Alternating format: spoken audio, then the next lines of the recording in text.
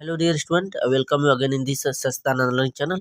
आप देख रहे हैं ट्वेल्थ क्लास की केमिस्ट्री के महत्वपूर्ण क्वेश्चन का ये पार्ट थर्ड है। इसके पहले हमने part one part two upload किए हैं। यदि आप नहीं देखे हैं तो डिस्क्रिप्शन बॉक्स में लिंक पड़ा हुआ है, जाकर के चेक करें और आगामी यूपी बोर्ड एग्जाम की प्रिपरेशन करें। इस प्रकार के काफी महत्वपूर्ण क्वेश्चन है। देखिए, पहला क्वेश्चन हमने रखा है ब्राउनी गति किसे कहते हैं, कई बार यूपी बोर्ड में आ चुका है। तो ब्राउनी गति क्या होता है, आपके जो कोलाइडी विलयन होते हैं, कोलाइडी विलयन में यदि सूक्ष्मदर्शी से देखा जाए तो कोलाइडी कण जो होते हैं बड़ी तेजी से इधर उधर टेढ़े मेढ़े गति करते हुए नजर आते हैं। जिस प्रकार से अंधेरे में प्रकाश के कण को आप देखते हैं तो किस प्रकार से धूल मिट्टी के कण इत्यादि डोलते हुए नजर आते हैं। इस प्रकार की टेढ़ी मेढ़ी जो गति है जिगजैग, इनको हम लोग ब्राउनी गति कहते हैं। क्वेश्चन नंबर सेकंड देखेंगे, एक प्रथम कोटि की अभिक्रिया 60 मिनट में 75% पूर्ण हो जाती है। इस अभिक्रिया की अर्ध आयु पूछ रहा है, अर्ध आयु ज्ञात कीजिए। बहुत ही इंपॉर्टेंट क्वेश्चन। यहाँ पर टी समय दिया है। आपका जो प्रारंभिक सांद्रता होगा, कंसंट्रेशन, वो 100 होगा। चूंकि टी समय 60 मिनट के बाद 75% रह जाती है, यानी 75 हो जाती है। तो यहाँ पर जो आफ्टर बाद वाली सांद्रता है वो 75 दे रखा है, प्रारंभिक सांद्रता 100 है। इसमें हम लोग सर्वप्रथम अपक्रिया के वेग स्थिरांक के का सूत्र निकाल में मान रखेंगे। के की मान निकालेंगे, के बराबर 2.303 बटे T into log 10 A by A minus x होता है, प्रारंभिक सांद्रता बटे बाद वाली सांद्रता। तो इसमें मान लेंगे प्रारंभिक सांद्रता ये है, तो ए की वैल्यू 100 और टी समय के बाद सांद्रता आप घटाएंगे 100 में से 75 तो 25 हो जाएगा। और अपक्रिया का वेग स्थिरांक का फार्मूला है के इज इक्वल टू 2.303 बटे टी इंटू लाग ए बाई ए माइनस एक्स। ये प्रारंभिक सांद्रता है, ये बाद वाली सांद्रता है। इसमें बस मान रख दें 100 बटे इसके बाद वाली सांद्रता 25 रखेंगे। इसको कैलकुलेट करेंगे, ठीक है। टाइम आपका 60 मिनट दे रखा है। और चूंकि 25 चौका 100, 4 का जब वर्ग के रूप में चेंज करेंगे तो 2 घाते 2 होगा। और जानते हैं लाग घात के ऊपर घात होता है, तो यहाँ आ जाता है 2 लाख 2 हो जाएगा। लाख 2 का मान 30 होता है। बाकी से इसको सॉल्व कर लीजिए, कैलकुलेट कर लीजिए। तो टोटल सांद्रता आपका जो वेग स्थिरांक, अभिक्रिया का वेग स्थिरांक है 0.0231 पर मिनट आया। इसके बाद अर्ध आयु, अर्ध आयु का सूत्र रखें 0.693 बटे के होता है, याद रखेंगे। अब इसमें जो है के की वैल्यू रख दें। रखने के बाद जब इसको काटेंगे तो 30 मिनट आएगा। काफी इंपॉर्टेंट क्वेश्चन है। क्वेश्चन नंबर 3 देखें, बहुत ही महत्वपूर्ण। कार्बोहाइड्रेट को परिभाषित करिए और इसको क्लासिफिकेशन करना है। कई बार यूपी बोर्ड में आ चुका है। देखें, कार्बोहाइड्रेट क्या है, कार्बन हाइड्रोजन ऑक्सीजन से बने हुए जो यौगिक होते हैं कार्बोहाइड्रेट कहलाते हैं। इनको सैकेराइड्स भी कहा जाता है कार्बोहाइड्रेट को। और इसको परिभाषित आप इस प्रकार से कर सकते हैं कि ऐसे पॉलीहाइड्रॉक्सी यौगिक जो जल में अपघटित होकर के एल्डिहाइड और कीटोन देते हैं।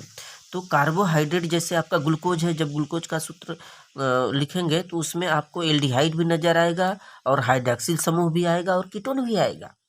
तो कार्बोहाइड्रेट जो होते हैं जल में घुलने के बाद या अपघटित होने के बाद एल्डिहाइड और कीटोन देते हैं। और इनका जो क्लासिफिकेशन है 3 वर्गों में बांटा गया, मोनोसैकेराइड्स, ओलिगोसैकेराइड्स और पॉलीसैकेराइड्स। तो मोनोसैकेराइड्स ऐसे हाइड्रॉक्सी, पॉलीहाइड्रॉक्सी, एल्डिहाइड या कीटोन होते हैं जिनको यदि आप जल में घोलेंगे तो उनको और छोटे छोटे अणुओं में नहीं बांट सकते, उनको और छोटे छोटे अणुओं में विभक्त नहीं किया जा सकता है। मोनोसैकेराइड्स होते हैं। और जैसे आपका ग्लूकोज है, फ्रक्टोज है, राइबोस है। और वहीं ओलिगोसैकेराइड्स जो होता है, ये ऐसे कार्बोहाइड्रेट होते हैं जो जल में घुल करके या अपघटित होकर के 2 से लेकर के 10 मोनोसैकेराइड्स के अणु उत्पन्न करते हैं। जैसे सुक्रोस है, लैक्टोस है, ये मल्टोस है, ये ओलिगोसैकेराइड्स में आते हैं। और जो थर्डली है पॉलीसैकेराइड्स, तो ऐसे कार्बोहाइड्रेट जिनको जल में हम घोलते हैं या जल में अपघटित होते हैं तो ये 10 से अधिक बड़ी संख्या में मोनोसैकेराइड्स के अणु देते हैं। उनको हम लोग क्या बोलते हैं, पॉलीसैकेराइड्स कहते हैं। जैसे सेलुलोस है, स्टार्च है, ग्लाइकोजन है। क्वेश्चन नंबर 4 है, देखिए टालेन टेस्ट क्या है, ये भी यूपी बोर्ड में कई बार आ चुका है। तो अमोनिया में जो सिल्वर नाइट्रेट होता है, Ag2O जिसको बोलते हैं, Ag2O सिल्वर ऑक्साइड, यह हमारा टालेन रिजेंट कहलाता है। जब एल्डिहाइड पर हम लोग टालेन अभिकर्मक की अभिक्रिया कराते हैं तो जो एल्डिहाइड होता है वह रजत दर्पण में अपचयित हो जाता है, यानी Ag में लुक्सित। किसी भी एल्डिहाइड पर RCHO एल्डिहाइड पर जब हम ये टालन अभिकर्मक जिसका फार्मूला होता है Ag2O, इसकी अभिक्रिया जब आप कराएंगे तो ये कन्वर्ट हो रहा है, देख रहे हैं, फार्मिक अम्ल में कन्वर्ट हो रहा है। ये कार्बोक्जिलिक अम्ल बना रहा है और साथ ही साथ यहाँ पर रजत दर्पण ये चमकता हुआ नजर आता है Ag। जब आप एस्टिल्डिहाइड पर जब Ag2O का अभिक्रिया कराएंगे तो एस्टिक अम्ल बनेगा, साथ ही साथ रजत दर्पण। ये हमारा टैलेंट टेस्ट कहलाता है। क्वेश्चन नंबर 5 देखें, दिया है कि क्या होता है जब एस्टिल्डिहाइड पर तनु कास्टिक सोडा NaOH की अभिक्रिया कराई जाती है। एस्टिल्डिहाइड पर तनु कास्टिक सोडा यानी NaOH की जब अभिक्रिया कराएंगे तो हम एस्टिल्डिहाइड का जो फार्मूला होता है CH3CHO, इसके 2 मालिक्यूल पर NaOH की अभिक्रिया कराएंगे तो एल्डोल बनाता है। लुक सीट, देखें एस्टिल्डिहाइड CH3 यहाँ पर एक हाइड्रोजन कर देंगे, CHO यहाँ लगा देंगे, CH3CHO 2 मालिक्यूल आपने यूज किया, दोनों का आप अभिक्रिया करा रहे हैं in the presence of NaOH। तो यहाँ पर क्या हो रहा है कि ये जो इसका O है, इसका H, ये हाइड्रॉक्सिल समूह बनाएगा ऑल, जिसको हम लोग बोलते हैं ऑल। क्या बना रहा है CH3CH, देख रहे हैं CH3CHOH बना लिया, बाकी की चीज वहीं CH2CHO, यानी कि यहाँ से एल्डिहाइड जिसको बोलते हैं एल्ड और ये ऑल यानी एल्डोल बना रहा है। इस प्रकार की जो अभिक्रिया होती है एल्डोल संघनन अभिक्रिया कहलाती है। क्वेश्चन नंबर 6, फलक केंद्रित घनी FCC एक एक कोष्टिका में परमाणुओं की संख्या कितनी होती है? कई बार ये ऑब्जेक्टिव क्वेश्चन में आ चुका है।